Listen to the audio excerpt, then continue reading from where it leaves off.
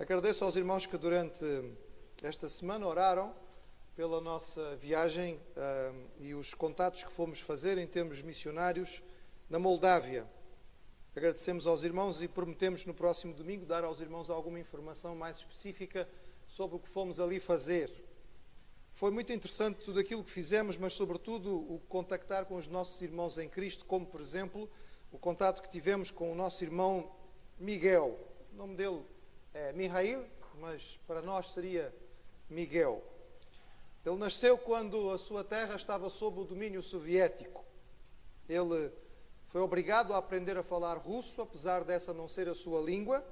E quando chegou à idade certa, ele foi obrigado a servir ao Exército Vermelho, ao Exército Soviético. Não havia escolha. Os jovens não tinham opção. Todos tinham que ser treinados e todos tinham que servir. Foi submetido a toda a doutrina comunista, a toda aquela informação ferozmente anticristã e ateísta, e a certa altura ele foi colocado à prova. Você tem que parar, você não pode mais declarar a sua fé, você não pode acreditar em Deus, você não pode declarar a Jesus. Só que Mihail tinha uma profunda convicção da sua fé no Senhor e ele ficou firme no Senhor Jesus. E como tal, foi-lhe dada a sentença que era dada habitualmente a praticamente todos os cristãos na época do comunismo. Ele foi enviado para a Sibéria para servir no Exército Vermelho, ali naquela terra gelada. Aonde Mihail foi trabalhar, muitas vezes a temperatura chegava a 50 graus abaixo de zero. Não sei se nós conseguimos imaginar o que representa isso, não é? Eu já ouço algumas pessoas a reclamar que está a ficar frio e a temperatura ainda nem sequer baixou dos 10, mas nós já estamos a reclamar. Imaginem, irmãos, 50 graus abaixo de zero. Os dias eram extremamente curtos, grande parte do ano quase não havia sol. A depressão apertava por todos os lados. E Mihail ali estava convicto que apenas estava ali por causa da sua fé. E a certa altura ele começou a ficar um pouco rebelde, ficou a sentir-se amargo no seu coração. Por que eu estou aqui? Então só porque eu creio em Jesus estou a passar por esta situação. Então os meus colegas estão lá na nossa terra com um verão bonito, com um sol agradável, mesmo no inverno há condições muito melhores. Eu aqui trabalhando com neve até ao joelho, praticamente durante o ano inteiro, suportando estas temperaturas, tendo que fazer este trabalho tão difícil. Porquê? O que é que eu fiz de errado para estar aqui? Eu não fiz nenhum crime. Convivia com criminosos, com assassinos, com uma série de pessoas que estavam ali à sua volta, mas aos poucos o Espírito Santo foi falando em seu coração. Foi-lhe trazendo uma paz diferente. E foi começando a colocar no coração de Mihail a necessidade de testemunhar numa terra tão carente. E em vez de reclamar porque estava ali em condições tão difíceis, ele começou a usar as oportunidades para falar de Jesus e lembrou-se daquele texto em que Jesus dizia: bem-aventurado aqueles que forem perseguidos por causa do meu nome. E ele sabia que estava ali por causa do nome de Jesus. Então o Espírito Santo colocou no seu coração esta noção de que ele era um bem-aventurado. E isto mudou a sua atitude de ver o trabalho e o tempo que passava naquela terra. Isto foi assim de tal maneira, irmãos, que quando ele terminou o seu tempo de serviço na Sibéria, no dia em que ele estava se preparando para deixar aquele local tão detestado, tão odiado, significado e simbolismo de sofrimento e de castigo, ele fez uma oração. Eu não sei quantos de nós faríamos essa oração. Ele disse: Senhor, se for da tua vontade e para a tua glória, quando tu quiseres, traz-me de volta à Sibéria, para que eu possa aqui falar do teu nome e fazer a tua obra. Ele voltou para a sua terra, voltou para a Moldávia. Ali, como crente em Cristo, ele sentiu o chamado de Deus para o ministério pastoral. As condições eram difíceis, mas ele conseguiu ajuda para se inscrever num seminário teológico na Roménia, mesmo ali ao lado, em Bucareste, e ali ele estudou. Só que Mihail era um aluno exemplar. Mostrava uma inteligência acima da média. E alguns professores que vinham dar aulas naquele seminário eram professores que vinham de outros países do Ocidente, e a certa altura ele recebeu uma proposta de fazer uma pós-graduação fora da sua terra. Então ele foi para os Estados Unidos da América. E ali ele fez o seu mestrado e depois fez o seu doutorado. E voltou à sua terra. Agora como doutor. em teologia e missiologia, o Dr. Mihail Malancea. Mas, irmãos, o seu sonho continuava sendo o mesmo. Trabalhar para a glória do Senhor, preparar jovens para fazer o serviço de Deus. Ele teve convites para ser professor nos Estados Unidos, teve convite para ser professor em outros países do Ocidente, onde as condições seriam melhores, mas ele continuou ali. E começou a dedicar-se, irmãos, a preparar uma escola, um seminário, uma universidade evangélica, que hoje é uma universidade batista em Chisinau, capital da Moldávia, para treinar jovens cristãos dos países mais difíceis de alcançar no mundo, que são os países da Ásia Central. Não apenas contente em trazer estes jovens para estudar em Chisinau, ele começou a programar viagens para ir a estes países e para alcançar aqueles nossos irmãos na igreja subterrânea. E ele tem trabalhado nesses países. Num deles, no Uzbequistão, ele foi preso, ficou preso durante vários dias e por fim foi expulso do país e é proibido de entrar novamente no Uzbequistão. Mas por causa do seu alcance dos povos desta região, irmãos, ele voltou à Sibéria. Voltou à Sibéria como servo do Senhor. Voltou à Sibéria não como castigo. Voltou por vontade própria. Voltou à Sibéria para dar aulas a crentes em Cristo, jovens cristãos que pertencem às nações da Ásia Central e que estão a trabalhar na Sibéria. E quando ele voltou lá, aquela terra que tanta gente vai odiando, ele disse-me isto, irmãos, com lágrimas nos olhos. Cheguei lá e agradeci ao Senhor. Obrigado porque eu estou de volta. Porque foi a tua resposta. 30 anos depois, estou aqui para poder dar treinamento para a glória do Senhor. Quando nós ouvimos histórias assim, irmãos, e estas histórias não são ficção, são histórias reais. Eu confesso aos irmãos que cada vez que viajo e visito os nossos irmãos no leste europeu, sinto-me um bocadinho mais pequenino. Agradeço a Deus pela humilhação, porque nós percebemos o quanto o nosso cristianismo ocidental é cômodo, é confortável. É claro, irmãos, nós temos algumas dificuldades, sim.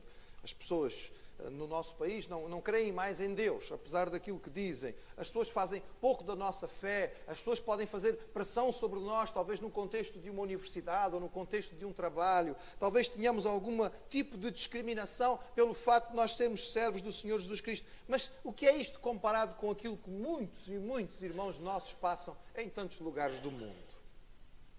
Quando vejo aquilo que esses nossos irmãos vivem, eu lembro-me daquilo que o Senhor Jesus Cristo disse. Está registrado aí no Evangelho de Lucas. O irmão pode abrir, por favor. Evangelho de Lucas, capítulo 9.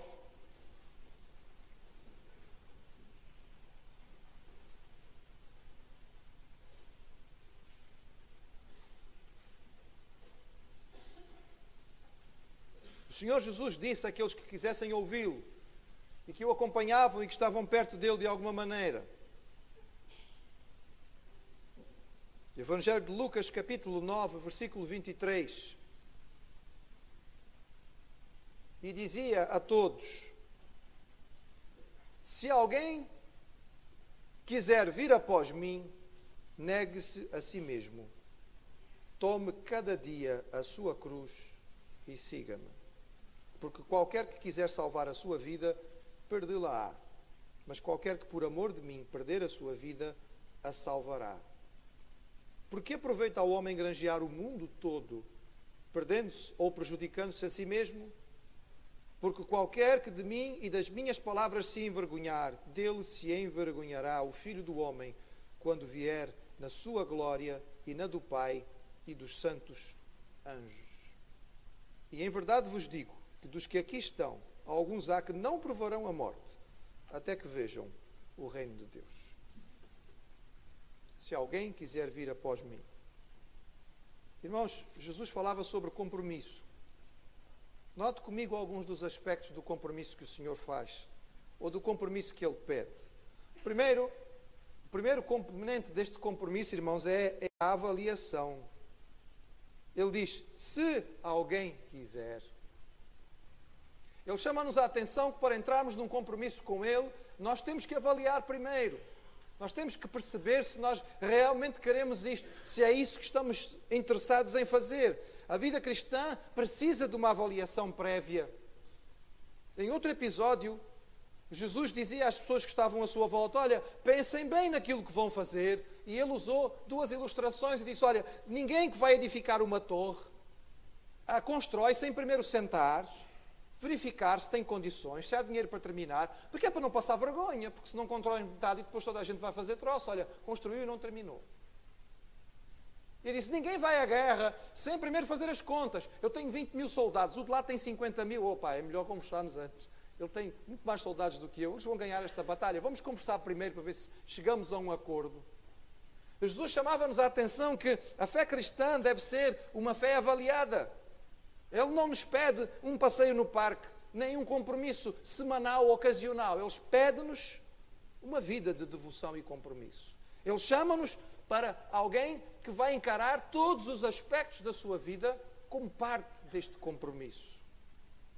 Acho que calhou bem, irmãos, ouvir os nossos irmãos falando a respeito de como querem usar a sua influência cristã no seu local de atividade. São militares, os nossos irmãos. Mas eles não encaram a sua vida militar como uma coisa separada da sua vida cristã. No domingo eu sou cristão, vou à igreja, durante a semana eu sou militar. No quartel e Deus são coisas diferentes. Não, não são. Porque quem é chamado para ser crente é chamado para o ser todos os dias. E é chamado para ser em qualquer contexto. A vida cristã e o compromisso que o Senhor nos pediu, irmãos, é um compromisso que precisa de uma avaliação prévia e precisa de uma avaliação periódica. Temos avaliado a nossa fé? Temos avaliado o compromisso? Mas o compromisso que Jesus pede é um compromisso de decisão. Ele diz, se alguém quiser, então toma decisão. Então faça. Não fique só no pensamento.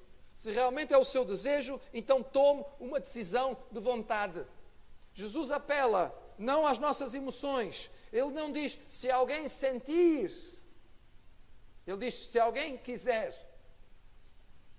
Muitas vezes nós parece que ficamos à espera do sentimento para fazer as coisas, da emoção, daquele desejo agradável dentro do coração. Não é isso que o Senhor está falando, irmãos. Esta manhã, às 9 da manhã, estávamos aqui para orar. E a nossa irmã Sofia, dirigindo a nossa reunião, lembrou-nos isto mais uma vez. Se eu ficar à espera que dê aquele coração quente para eu estudar a palavra de Deus, se calhar não vou estudar nunca. Não é? Se eu ficar esperando que a emoção seja positiva para eu orar, eu não vou orar nunca. O compromisso com Jesus é uma questão de decisão. É a nossa vontade colocada em prática. Eu vou fazer. É o compromisso que eu tenho com o Senhor. É um ato de escolha minha. É um ato de vontade. Claro que, irmãos, a emoção e o sentimento fazem parte, mas nós não esperamos só quando temos a emoção e o sentimento. Mesmo quando não o temos, nós agimos desta maneira. Compromisso é algo exigente. Mas o Senhor nos pediu. Ele disse, se alguém quiser vir após mim, então negue-se a si mesmo e tome cada dia a sua cruz. Acho interessante, irmãos, que por vezes nós falamos da nossa juventude. Eu confesso aos irmãos, também gostaria que a juventude da nossa igreja fosse mais engajada. Gostaria, irmãos, eu gostaria. Eu fico contente com aqueles que vejo envolvidos, gostaria de ver mais. Ainda há jovens na nossa igreja que eu ainda não vejo com aquele entusiasmo e aquele compromisso que eu gostaria de ver. Mas sabe, irmãos, quando nós às vezes levantamos para criticar a nossa juventude e falar daquilo que os nossos jovens não fazem, eu gostaria de dizer aos irmãos também daquilo que os nossos jovens fazem. Há um jovem aqui presente, não vou dizer quem é porque eu não quero constrangê-lo, que hoje apanhou o transporte para vir a esta igreja às 7h20 da manhã. Ele não acordou às 7h20, irmãos. Ele apanhou o transporte às 7h20 para estar aqui na reunião de oração às 9 da manhã. É um jovem. Os seus pais não vieram com ele. Ele não tem colegas que o ajudaram a levantar de manhã. De vontade própria, ele o fez. Oh, irmãos, isto me traz alegria. Sabe porquê, irmãos? Isto significa compromisso. Compromisso, irmãos. Isso é vontade no coração. Isso significa que alguém tomou uma decisão. Porque eu tenho quase certeza absoluta, irmãos, que àquela hora da manhã, depois de trabalhar e estudar a semana inteira, apetecia virar para o outro lado e dormir mais um bocadinho. Se alguém quiser vir após mim, É o desafio do Senhor Jesus. E Ele nos pede um compromisso de perseverança, irmãos. Ele diz, tome cada dia. Tome cada dia. Eu sei que tem muita gente aqui que toma muita coisa cada dia, não é? Você logo de manhã é daqueles que têm que separar uma daquelas coisinhas brancas, ou amarelas, ou roxas, seja lá o que é que for. Um comprimido logo de manhã, não é? Se eu for pedir aqui, muita gente vai levantar a mão. Eu também tenho o compromisso. Cada dia de manhã eu tenho que tomar. Que é para a atenção não começar a subir muito, não é? Cada dia. Significa que eu não posso falhar, porque se falhar as coisas correm mal. O compromisso com Jesus é um compromisso diário. Ele não nos pede um compromisso semanal. Ele não nos pede um compromisso ocasional. Ele diz, tome cada dia a sua cruz. O compromisso com Jesus não é passageiro. Não é algo para quando me der jeito ou for conveniente. Não é para os dias de sol ou quando for fácil. O compromisso com Jesus, irmãos, é para a Sibéria. É para o deserto do Saara. É para aqueles dias em que as coisas forem mesmo complicadas. Porque é um compromisso com Jesus. Porque Ele deixou o céu e a glória para vir à terra em compromisso conosco e deu o seu sangue e a sua vida para a nossa salvação. Mas é extraordinário o que o Senhor Jesus nos diz. Ele diz, Ele nunca nos faz um desafio sem nos deixar uma recompensa, sem nos mostrar de alguma maneira como vale a pena. E assim como Ele aqui fala a respeito daqueles que se envergonhariam, Ele também disse, aquele que me declarar diante dos homens, eu o declararei diante de meu Pai que está nos céus. Um dia na presença dos anjos, naquele local, irmãos, onde nós vamos chegar sem condições de levantar a cabeça, porque a glória do Senhor vai ser tão pesada sobre nós que nós vamos cair prostrados no chão. Nessa hora, o Senhor Jesus vai declarar. Pense no seu nome. Pense no seu nome agora. Qual é o seu nome?